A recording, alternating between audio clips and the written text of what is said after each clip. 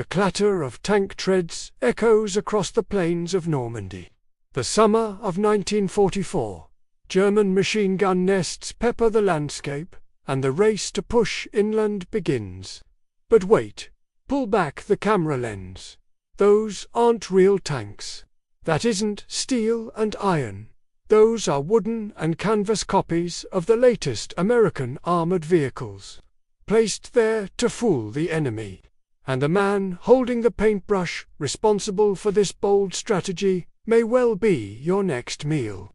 He has a good chance of ending the war in a German stew pot. This is the secret weapon against Hitler, an undercover outfit of artists, actors, and architects, blurring the line between war and theater. They call themselves the Ghost Army.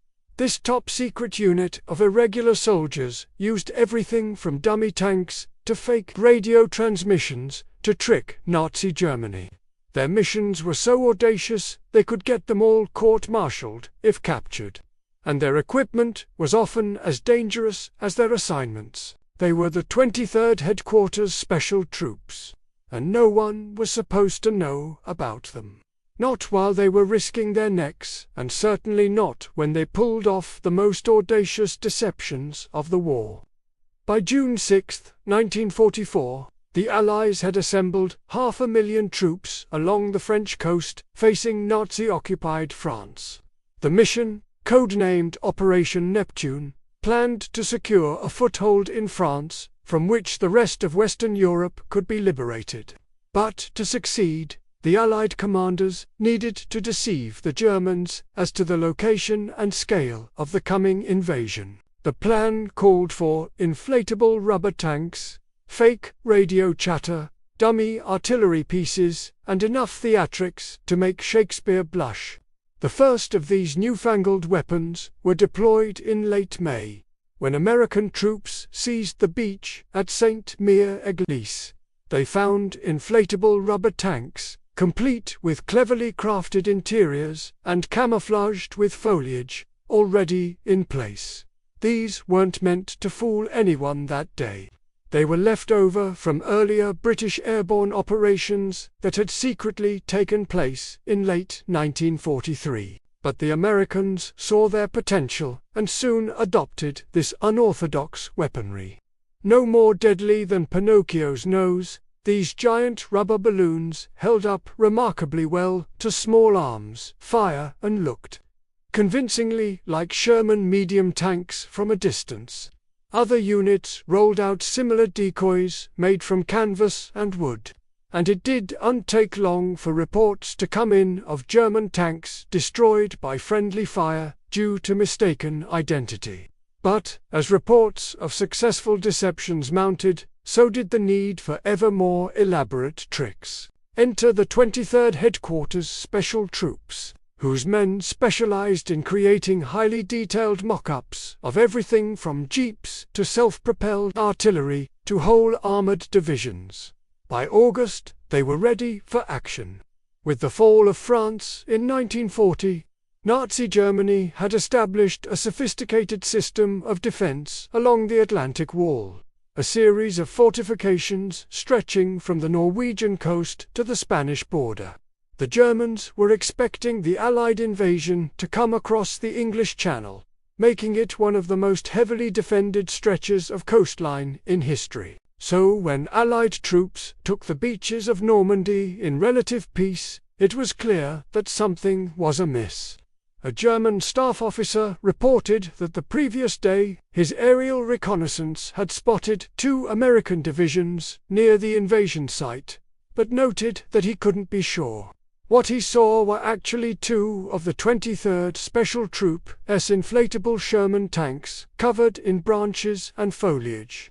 As the Allies advanced through France, the Ghost Army followed, laying traps for the enemy. A few weeks after D-Day, in mid-August, elements of the 23rd Special Troops set up a dummy airfield near the front, complete with wooden hangars and parked decoy aircraft. Their objective, to convince the Germans that Allied air support was stronger than it actually was.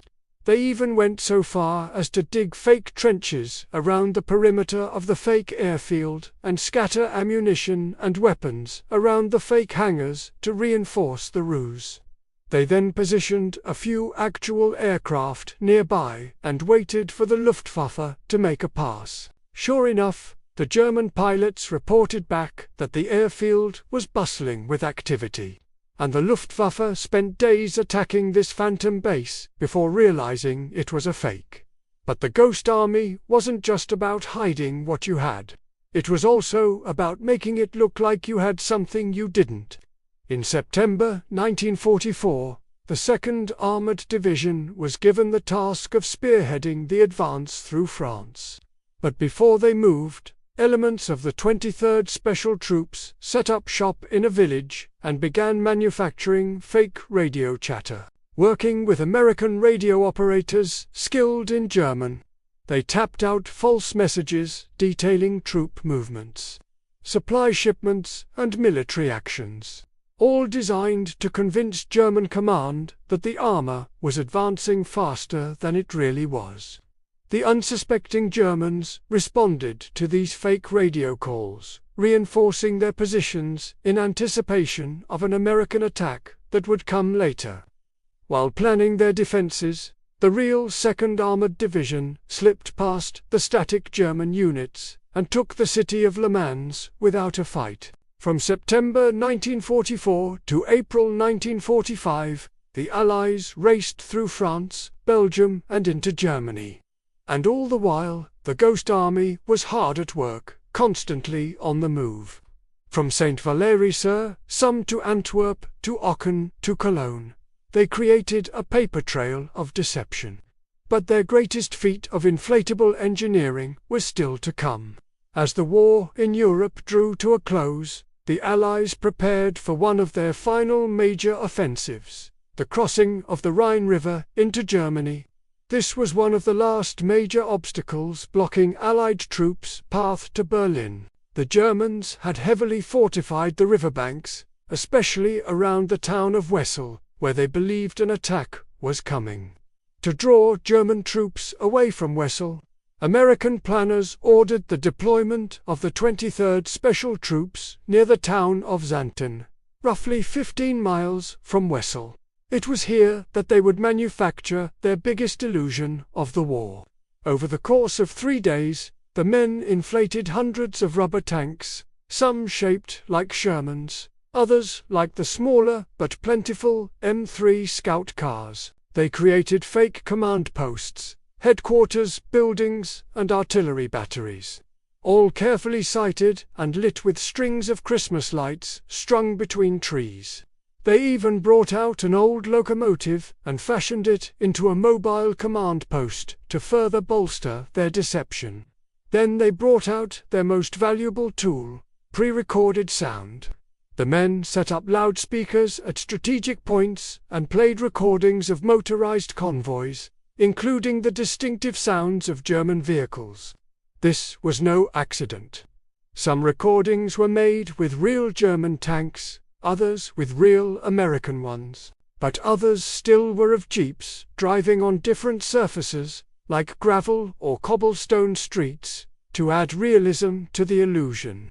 Once the operation was set up, observers in planes flew over the area, reporting back that the Allies had massed a full division near Xanten. The Germans believed it. By March 1945, German commanders were convinced that the Americans were about to cross the Rhine at Xanten. They shifted troops away from Wesel to reinforce the Xanten position, leaving the actual crossing point woefully under defense. On March 23, 1945, American troops crossed the Rhine near Wesel and quickly pushed inland, securing a bridgehead that would allow the rest of the Allied armies to pour through and advance on Germany. The Ghost Army's greatest trick had paid off. Yet the danger of this delicate deception was ever present. If the Germans had realized the tanks were rubber, the guns were made of wood, and the radio voices were fakes, the Ghost Army would have been massacred. As it was, they packed up their inflatables and sound systems and slipped away. following the advancing Allied troops, setting up new deceptions, keeping German troops guessing. Today, you can see examples of their work at museums like the Airborne and Special Operations Museum in Louisiana or the National World War II Museum in New Orleans. You can even take a virtual tour of the museum exhibit dedicated to the Ghost Army online. There you will see things like the model of a Churchill tank, an inflatable replica of a Jeep, and several old photographs, including one of a British soldier carrying a suitcase marked Special Ammunition. But what was inside that suitcase was never bullets or explosives, just another weapon of the Ghost Army, whitewash. If the British ever needed to disguise a vehicle or building as abandoned, they would slather it in whitewash, daub it on walls, doors and windows, and let it dry to give the impression that no one was there. Sometimes the Allies would add to this by placing empty food tins around the building, suggesting the occupants had just stepped out for a bit. Simple, effective, and according to many historians, brilliant. In total, the 23rd Special Troops produced over 1,000 pieces of inflatable military hardware, as well as countless sound recordings. According to official estimates, their work helped save thousands of Allied lives. Even though the men of the 23rd were often in the thick of battle, they managed to document much of their work, creating files filled with photos, sketches, and blueprints of their creations. After the war, they handed over their albums to military archivists, who promptly locked them in a safe for decades. It wasn't until 1992 that an investigative reporter named Richard M. Seltzer uncovered the secret of the 23rd Headquarters Special Troops. His article about the Ghost Army led to the release of the previously classified documents and the eventual creation of the museum. Exhibits that showcased the bizarre weapons of inflatable warfare. Some of the men involved in the top-secret unit became celebrities after the war, like painter Ellsworth Kelly or fashion designer Bill Blass. Others lived quiet lives, taking secrets of the Ghost Army to their grave. After World War II, the United States kept the tradition of inflatable tanks going with Project Silaphysis. During the Korean War, it developed rubber and plastic tanks that were dropped out of planes to fool North Korean troops. And today, inflatable decoys are still part of military arsenals worldwide. The 23rd Special Troops may be gone, but their legacy lives on in every branch of the armed services. But the 23rd wasn't just a bunch of artists making rubber toys.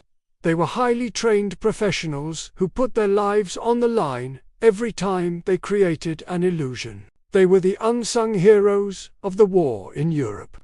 Now it's time for you to show them appreciation.